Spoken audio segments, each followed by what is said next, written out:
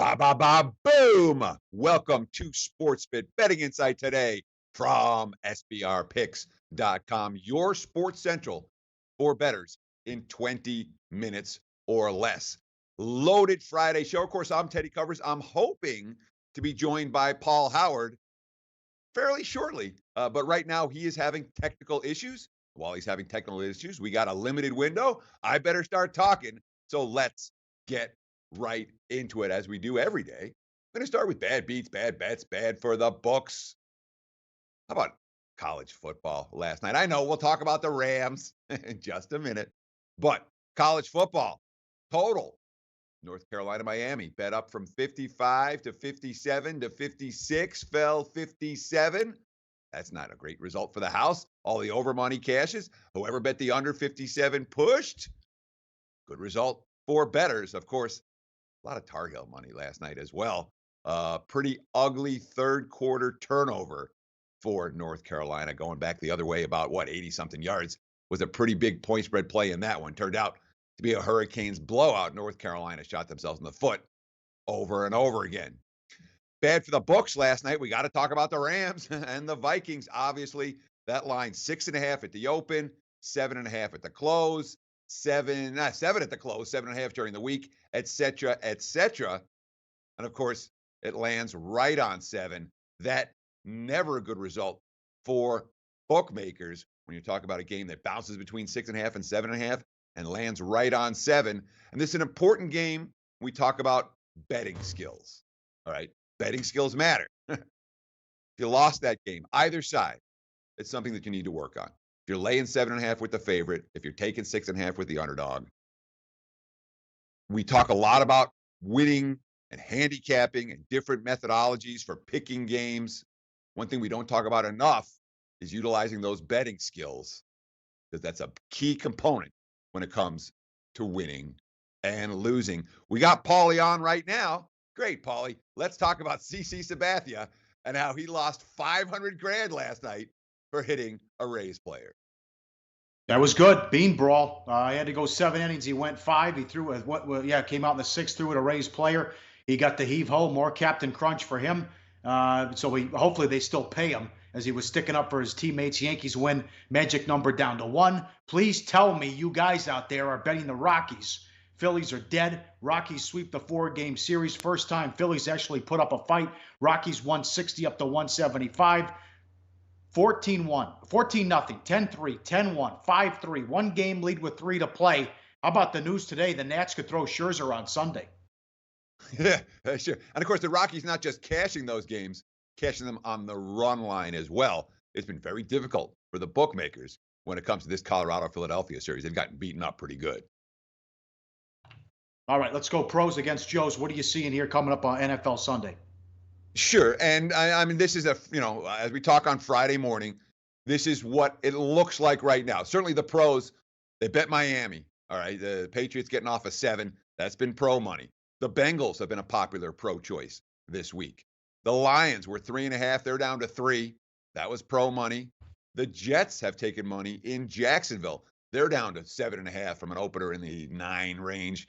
And the Denver Broncos on Monday night against KC as home dogs.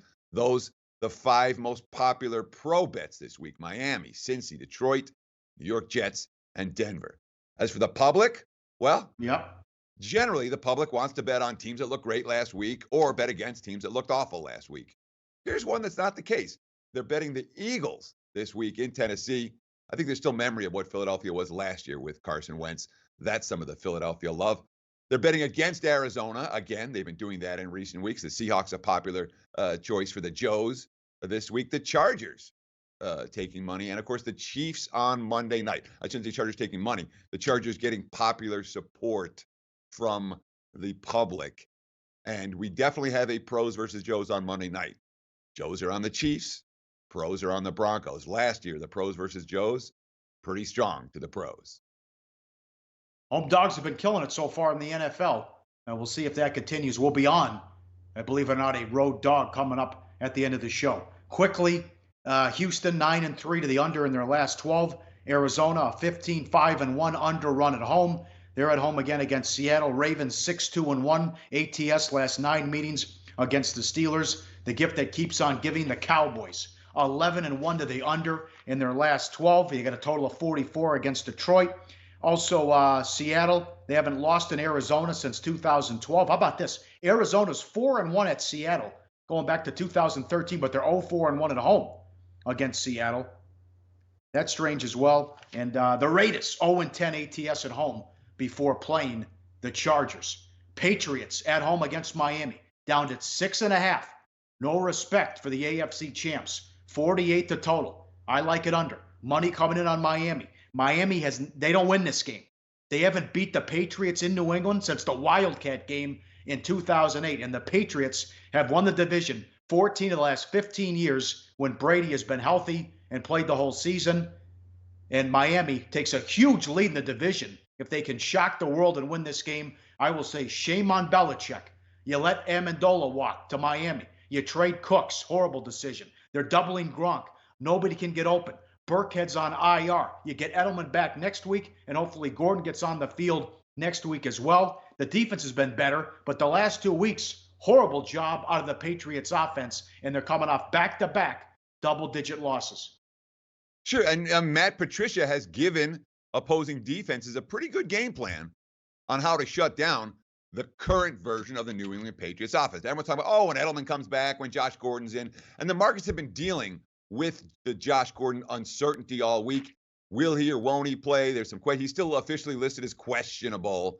Clearly, the betting market's not expecting Josh Gordon to make his Patriots debut. And if he does, I would expect to see this line go back up to 7. And frankly, as we saw last week, where Gronk is your only downfield weapon, you double team Gronk and the passing game doesn't work. Passing game didn't work that well the week before. Obviously, in Foxborough, the Patriots have done a lot more than that. And obviously, it's a Dolphins team that is taking a big step up in class after facing 3 relative weaklings over the first 3 weeks of the season. Yeah. But, this Dolphins team right now is number 6 in the NFL in yards per play on offense. They've been creating the big plays. That's how they beat Oakland last week, was Adam Gase and Ryan Tannehill working together to flummox the defense pretty well. And if they're going to hang tough and or win in Foxborough and end that long losing streak to New England in this venue, they're going to have to hit those type of big play touchdowns they were able to hit last week against Oakland. Not necessarily quite as easy to hit in Foxborough when the conditions aren't going to be hot and steamy like they were in the second half against the Raiders. Give Gase some credit. He's a good coach. Also, you're 75% to make the playoffs when you start 3-0. Mission accomplished there. And let's give Tannehill some credit. An amazing 10-1 straight up. His last 11. Good job there. Good game here. Should be a shootout. Atlanta at home. 4. Money for the Bengals. A lot of money for the Bengals. 4-53 the total. Money on the over as well. Bengals were right there against Carolina. Dalton had 4 interceptions, though. And Atlanta can't stop a nosebleed right now. All kinds of issues on defense. Although you got to give them some breaks, Teddy, some slack. All these guys are hurt. 3 guys are out. Another guy with his Achilles. McKinley's banged up. Guys dropping like flies with the Atlanta defense. And I don't like what I'm seeing so far out of the Cincinnati defense. Remember, Luck and the Colts moved the ball on them week 1. They gave up some points, blew a big lead. That got cut to 5 in the fourth quarter against the Ravens. And then Carolina moved it up on them last week, too. Sure. Cincinnati's defense hasn't been great, but when it comes to defensive injuries, what Atlanta has suffered, these aren't just okay players. These are Pro Bowlers. The Pro Bowl safety, Keanu Neal, season-ending ACL tear. Pro Bowl linebacker, Deion Jones, IR, right foot surgery. The other starting safety, Ricardo Allen, just tore his Achilles. The pass rush, the defensive end, McKinley you talked about, and Derek Shelby. Both those guys are dealing with groin injuries. These are significant concerns for that defense. Nose tackle, Grady Jarrett on the injury bug. Quote, definitely tough losses. We care about guys as humans. In this profession, you get hurt. It's unfortunate. Yeah, NFL players certainly do get hurt. And of course, Atlanta's coming off that grueling game. 68 minutes against the Saints last week, an overtime loss. And when you look at teams off of these overtime games, look at the Steelers versus KC in week 2. They get bombed in that game. The Vikings at home versus the Bills in week 3. They get bombed in that game. The Packers at Washington in week 3. They get bombed in that game. So you can understand why the money's coming against Atlanta. The question is, Cincinnati good enough to do anything about it, Pauly? Because that a concern, given that you talked about their own injury problems and the fact that their defense couldn't get stops last week either. Yeah, well, I think they'll move the ball. Mixon's banged up, but I think A.J. Green can have a big game, and Dalton has plenty of weapons as well. No doubt they'll move it against Atlanta in this one. I agree with the move. I like the dog, and I also agree with the move with the over. Atlanta's got all kinds of issues on defense as well. Cincinnati couldn't stop the run last week, and Freeman back at practice. Check his status. We tape early Friday morning, see if he can go as well in that one. Good game coming up. So is this one, a late game. The Saints, 3.5 on the road. 50 in it. Look at these totals. 50.5 on the road against the Giants. Eli finally played well. He was terrific in the win last week, although it's the same thing. 2 years ago, the Giants make the playoffs with 11 wins because of their defense. Defense stunk last year, 3-13. Oh, no, we knew about the offensive line too, but Football Outsiders had them ranked 25th in defense right now. And then there's the Saints. My God, they're giving up 34 points per game. They're the worst scoring defense. They're 30th in yards allowed. They've been outscoring people. Breeze has been terrific. And how about Thomas, an emerging star? This is incredible. You'll never see this again. 38 receptions, almost 400 yards on 41 targets. How accurate is Breeze? And the fact that he's hitting them 38 receptions on 41 targets is unheard of. Sure, but there's a notable weakness for New Orleans. Really, 2 of them that have stood out for the first 3 games of the season. Number 1, this defense, which was rock solid last year, has been weak. I mean, the defense, we've seen weakness in the secondary. The pass rush hasn't been there like they hoped. They haven't stopped the run particularly well. I mean, New Orleans has got multiple issues on the defense side of the football. The other weakness, where are the playmakers beside Michael Thomas? Michael Thomas is doing everything, but we're used to seeing the Saints with 4, 5, 6 guys who can be game breakers when they catch the football. I haven't seen that from the receiving core this year. It's like these teams with great quarterbacks like the Patriots and the Saints, all of a sudden forgetting you need targets too, not just QBs. You made a great point about Eli Manning. And certainly Eli last week, we saw the good Eli. He still exists. He's been few and far between when we've seen Eli Manning on the same page with the receivers with time to throw the football and the ability to get it downfield to those guys. Now, Eli played well last week. Is he going to show up again this week? Certainly the Giants have some playmakers. You know, you got OBJ, you got Shepard, you got Barkley. There are guys with the ball in their hands for the Giants who can make plays, which they've had. I think they have, with Barkley, they certainly have more of that this year than last. But Eli's up and down, up and down. The Saints defense should be a good matchup for him if they play the way they have the last couple of weeks. And of course, we talked earlier in the show about the issues teams have had coming off the overtime game so far this season. You have to worry if you're laying with New Orleans, if the Saints are going to come into this one a little bit gassed after back-to-back barn burners. Yeah, good point there. 20th. Giants are 20th on defense, Football Outsiders. And see if the Saints can keep it going and Breeze as well. One more Sunday night game, good one. Steelers are 50.5 at home against the Ravens. They're off the Monday night, close win. They have Atlanta on deck after this as well. 9 of the last 13 meetings between these teams decided by 4 points or fewer. Baltimore averaging 32 points per game and an incredible 12 for 12 in the red zone. Unheard of. All those new wide receivers and those weapons for Flacco working out. Football Outsider says it's a number 3 defense in Baltimore against a number 3 offense in Pittsburgh. No Jimmy Smith, which is huge. And you have great numbers because Smith usually does a good job on Brown. And when he's not out there, it's a horror show. Absolutely. Here are the numbers right now. 7 regular season meetings with Jimmy Smith matched up against Antonio Brown. Baltimore has held Brown to 60 yards receiving per game and 1 touchdown. In the 3 games where Smith has been sidelined against Pittsburgh during this stretch, Antonio Brown has averaged 151 yards receiving and scored a couple of TDs. Okay, so 60 yards with Smith in, 151 yards with Smith out, and correct.